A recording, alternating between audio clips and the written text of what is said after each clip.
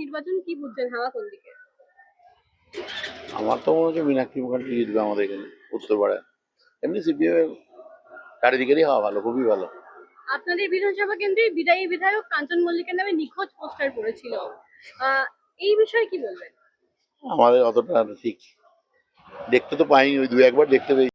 নমস্কার, আপনারা দেখছেন ভিশন প্লাস নিউজ, সঙ্গে রয়েছে আমি দিশা। সামনেই 2026-এর নির্বাচন এবং প্রত্যেকটি বিধানসভা কেন্দ্র থেকে বিভিন্ন রাজনৈতিক দলের প্রার্থীরা তারা কিন্তু নিজেদের মতো করে প্রচার কার্যে নেমে গিয়েছে। বিভিন্ন রাজনৈতিক দল একেবারে 2026-এর যে বিধানসভা নির্বাচন, সেই নির্বাচনকে পাখির চোখ করে একেবারে রণদামামা তা কিন্তু বাজিয়ে ফেলেছেন।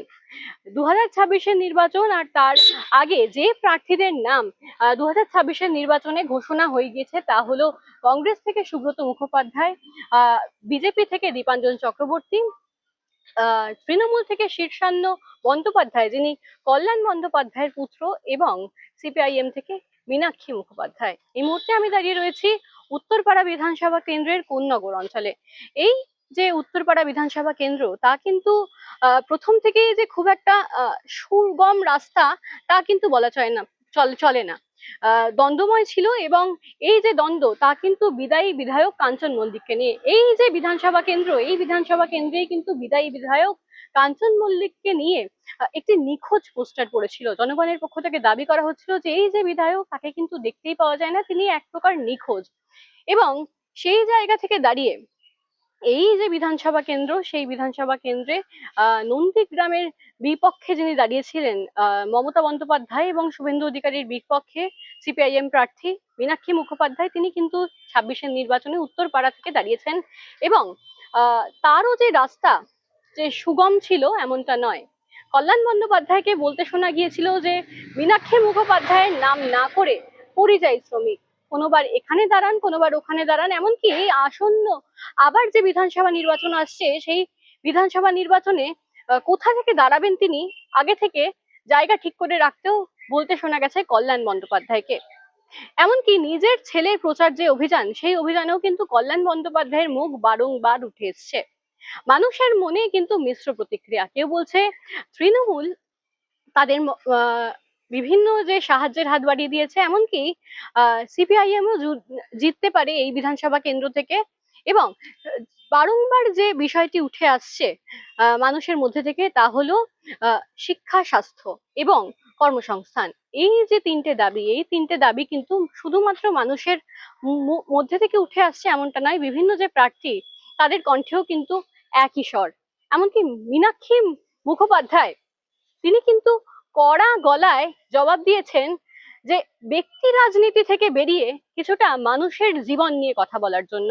তিনি আমাদের পর্দায় মুখোমুখি একদম বলেছেন যে সিপিআইএম, তৃণমূল বা বিজেপি কোনোটাই ব্যক্তি রাজনীতি কিন্তু মানুষের স্বার্থের উপরে নয়, এমনটা তিনি বলেছেন। এবং যে মানুষের জীবনের সঙ্গে জড়িত যে ওতপ্রোত বিষয়গুলি, সেইগুলোতে কিন্তু দৃষ্টি নিক্ষেপ করার কথা মীনাক্ষী মুখোপাধ্যায় জানিয়েছেন।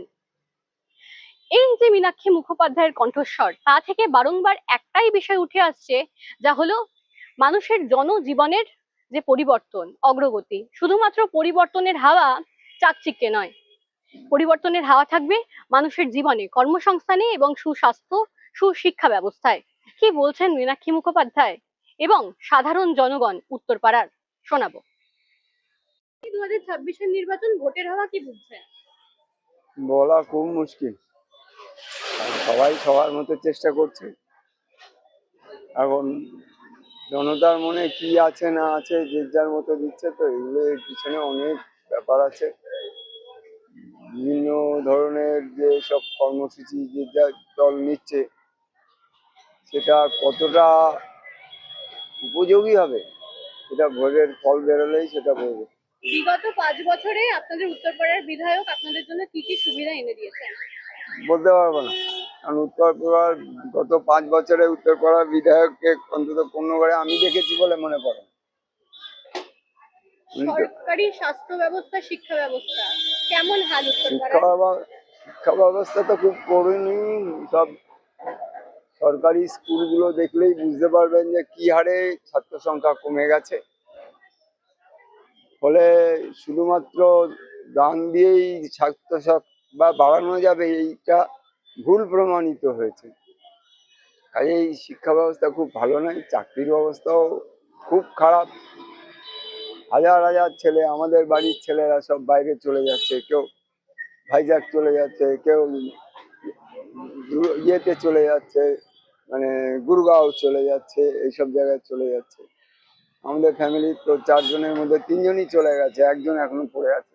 কি মনে হয় কোন দিকে সরকারের লক্ষ্যপাত করা উচিত, কোন বিষয়টার উপর বেশি গুরুত্ব দেওয়া অবশ্যই উচিত? স্বাস্থ্য, শিক্ষা এই দুটো তো খুব গুরুত্বপূর্ণ জিনিস না? লেখাপড়া না শিখলে চাকরি পাবে কোথায়? কে দেবে? লেখাপড়া শিখে চাকরি পাচ্ছে না, কাজেই লেখাপড়া না শিখলে কে চাকরি দেবে বলুন? কি মনে হয় উত্তরপাড়াতে কি আবার পরিবর্তনের ঝড় উঠবে, নাকি যা ছিল তাই থাকবে? ওই যে বললাম, এখন আগের বারে তবুও বোঝা যাচ্ছিল ইয়েতে, কিন্তু এবারে বোঝা খুব মুশকিল। উত্তরপাড়া খুব ক্রুশিয়াল জায়গায় এখন আছে। 2026-এর নির্বাচন কি বুঝছেন, হাওয়া কোন দিকে?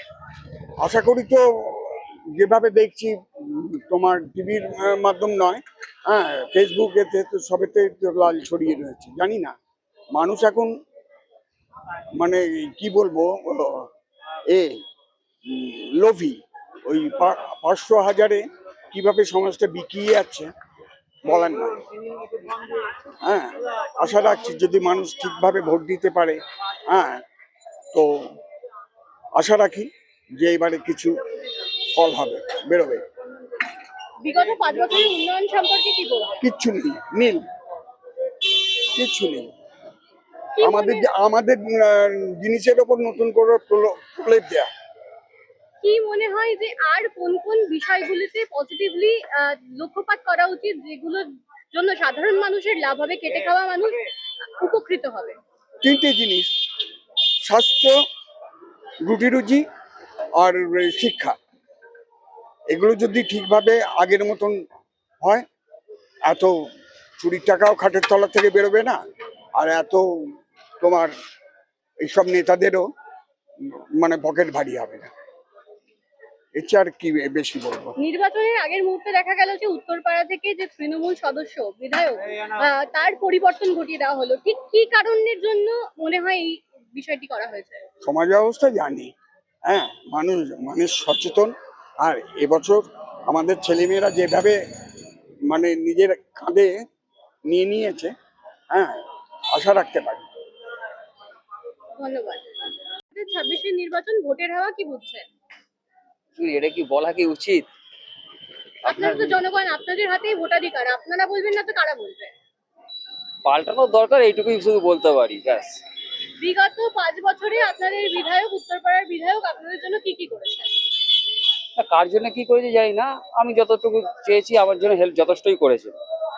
এখানে অস্বীকারের জায়গা নেই, যে যখনই গেছি, যখনই যা হেল্প চেয়েছি আমাকে করেছে, আমাকে কোনোদিনই ফেরাননি। আপনি নিজের একেবারে আপনার সঙ্গে সরাসরি জনসংযোগ করেছেন উনি? হ্যাঁ, করেছেন, উনিও করেছেন। প্লাস ওনার যে আরো লোকজন থাকে তারাও করেছে, তারাও প্রচন্ড পরিমাণে আমাকে হেল্প করেছেন, এখনো পর্যন্ত করছেন। এখানে অস্বীকারের জায়গা আমার নেই। আমার ওয়াইফের শরীর খারাপ, তার জন্য আমাকে অনেক প্রচন্ড পরিমাণে তারা হেল্প করেছে, করছে, আমাকে করেছে। এবার পার্সোনালি আমাকে করেছে, এবার কাকে কি করেছে না করেছে সেটা আমি বলতে পারবো না, কিন্তু আমাকে পার্সোনালি আমাকে হেল্প করেছে, এখনো পর্যন্ত করছেন। উত্তরপাড়ার সরকারি স্বাস্থ্য ব্যবস্থা নিয়ে কি বলবেন? সরকারি স্বাস্থ্য ব্যবস্থা আরেকটু পরিবর্তন হওয়া দরকার, আরেকটু বেটার হওয়া উচিত। কেননা নাহলে আমাদের এখান থেকে যেতে হয় যে কোনো নার্সিং হোমে, আমাদের জনসাধারণদের মধ্যে কারো অনেক প্রবলেম হয় যে পয়সা কড়ির ব্যাপারের দিক দিয়ে। তাই জন্য বলছি সরকারি হাসপাতালগুলো আরেকটু উন্নত হওয়া জরুরি। আপনার কি মনে হয় উত্তরপাড়া এই যে বিধানসভা কেন্দ্র, এখানে কি পরিবর্তন আসবে, না তৃণমূল যে জয়যুক্ত হয়েছিল তারাই আবার থাকবে ক্ষমতায়? এটা বলা মুশকিল। দেখুন ভোটের হাওয়া কিভাবে কি হবে না হবে এটা বলা খুবই কঠিন। এবার সে জনগণ যারা ভালো বুঝবেন তারা তাই করবেন। ধন্যবাদ। Thank you. নির্বাচন, ভোটের হাওয়া কোন দিকে কি বুঝছেন? শুনুন, আমরা তো বোঝাবুঝির তো কোনো ব্যাপার নেই। আমরা সব দলকেই যেই দলেই আসুক না কেন, আমরা যেন সুস্থভাবে চলাফেরা করতে পারি। বিগত 5 বছরের উন্নয়ন নিয়ে কি বলবেন? উন্নয়ন হয়েছে, কিছু তো হয়েছে। বিধায়ক কি দেখতে পেয়েছেন? বিধায়ক বলতে কাঞ্চন মল্লিক। কাঞ্চন মল্লিক, হ্যাঁ, সে তো মাঝে সাঝে দেখেছি, আবার দেখিও নি। সরকারি হসপিটালে গেলে ঠিকঠাক স্বাস্থ্য পরিষেবা পান, বা বাচ্চারা যদি স্কুলে যায় সরকারি স্কুলে তারা পরিষেবা পায়? পরিষেবা বলতে কি, আপনি কি বোঝাতে চাইছেন আমাকে বলুন। পরিষেবা বলতে আমরা যতটুকু ইয়ে করে আমাদের হেলথ সেন্টারে আমরা যাই, যতটুকু পরিষেবা। নির্বাচন কি বুঝছেন, হাওয়া কোন দিকে? আমার তো মনে হচ্ছে মীনাক্ষী মুখার্জি জিতবে আমাদের এখানে উত্তরপাড়ায়। এমনি সিপিএম চারিদিকেরই হওয়া ভালো, খুবই ভালো। আপনাদের বিধানসভা কেন্দ্রে বিদায়ী বিধায়ক কাঞ্চন মল্লিকের নামে নিখোঁজ পোস্টার পড়েছিল, এই বিষয়ে কি বলবেন? আমাদের অতটা ঠিক দেখতে তো পাইনি, ওই দু একবার দেখতে পেয়েছিলাম, কিন্তু আমাদের এলাকায় কোনো আসেইনি, দেখতে পাইনি। আমাদের বাড়ি বারোবন্দি, দেখতে পাইনি। বিগত 5 বছরের উত্তরপাড়া উন্নয়ন নিয়ে কি বলবেন? সেরকম কিছু হচ্ছে, টুকটাক, সেরকম কিছু নয়। আর স্কুল, স্বাস্থ্য শিক্ষার অবস্থা? ও আর আমি আর কি বলবো, সবই তো জানেন কি অবস্থা চলছে।